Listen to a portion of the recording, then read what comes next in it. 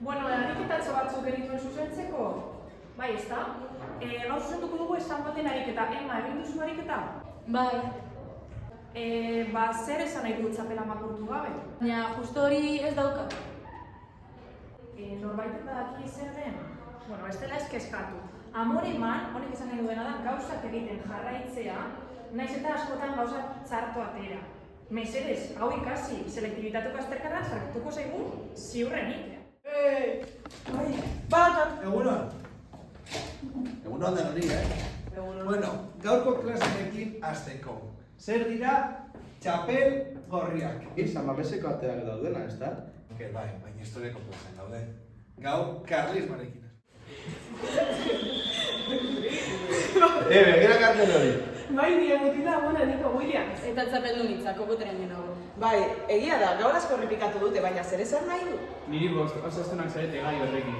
Bueno, bai, egia zanez berdin du, bagoaz etxera hobeto.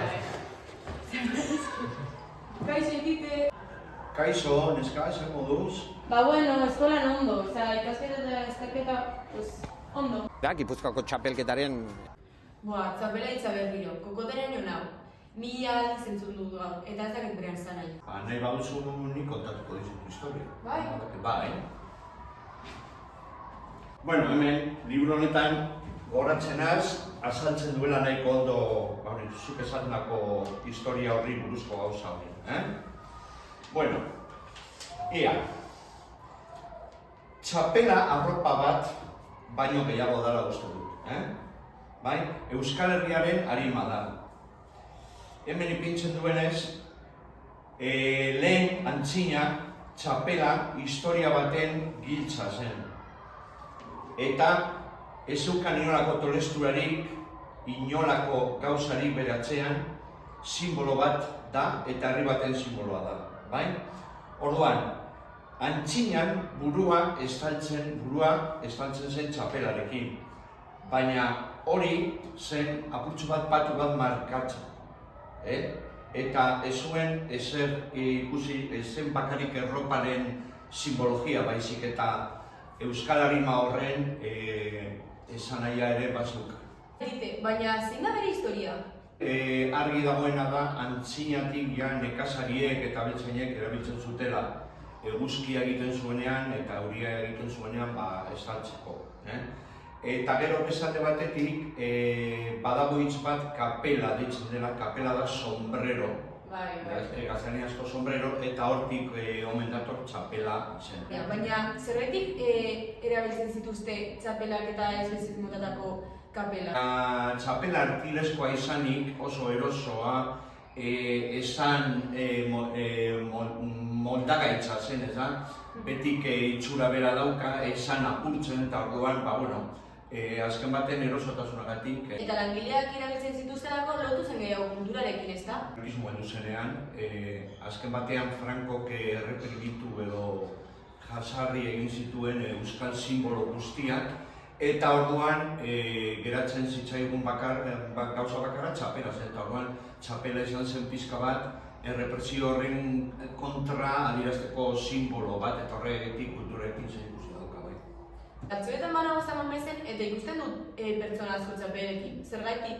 Txapel hori simbolo bezala, euskal nazionalismoaren edo abertzaletasunaren simbolo bezala, edatu zen kiroletara, kontzertuetara, abestietara, eta azkenean edatu zen futbolera ere bai.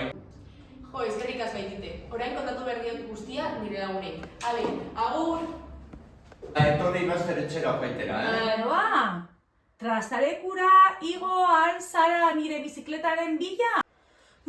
Zelako nagikeria ama. Bueno, orain noa.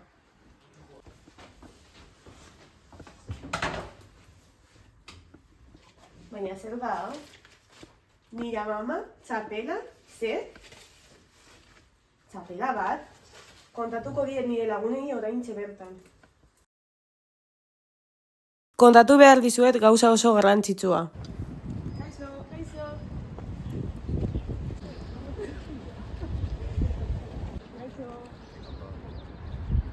Naroa, esan jo zen hartatu den. Ez dakiria bada joako naiz, Hori da, nire oean etxandan oso lasain nengoen. Begira ze aurkitu dudan.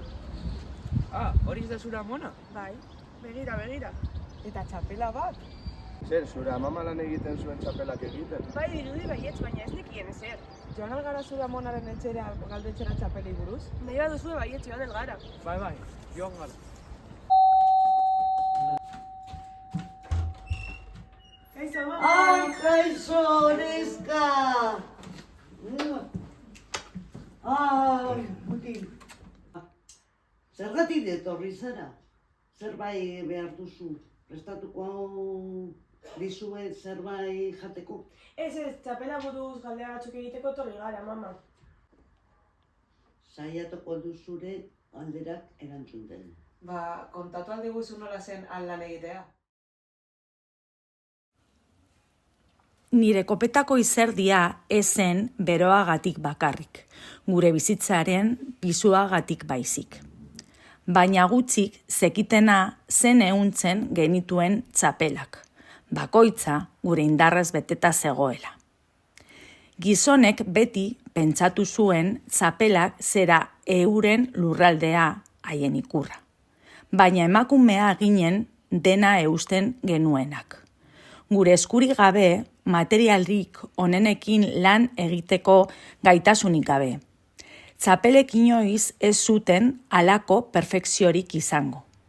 Atzeden ordu gutxi eman zizkiguten, eta baldintzak txarrak ziren. Baina txapela bukatzen nuen bakoitzean, banekien gu baino zerbait handiago forma hartzen ari zela. Txapela bakoitzak amore ematen ez zuen emakume baten duintasuna adierazten zuen. Jo, ze pasada, eta non egin zenuten lan? La Enkartada fabrikan Balmasedan kokatuta dagoena. 1892an sortu zen.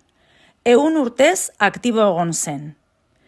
Txapelak ziren produktu garrantzitsuenak, baina hainbat produktu egiten ziren Google han. jartzen du langile hauza sortu zela fabrikaren inguruan, fabrikako langileentzat. Eta ere jartzen du 2007tik museo bat dela, museo industriala non ikusi dira makinak, eraikinak eta euren lan egiteko egoera ezagutzeko. Wow, mama, ez nekien ezer. Badirudi txapelak Euskal Herrian historiarako oso garrantzitsuak direla, ezta?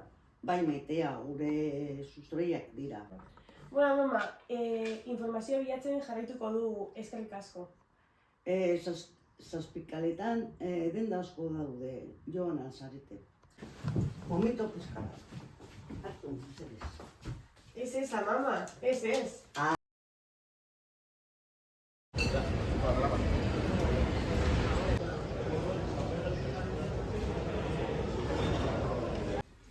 Kaixo, non gaude?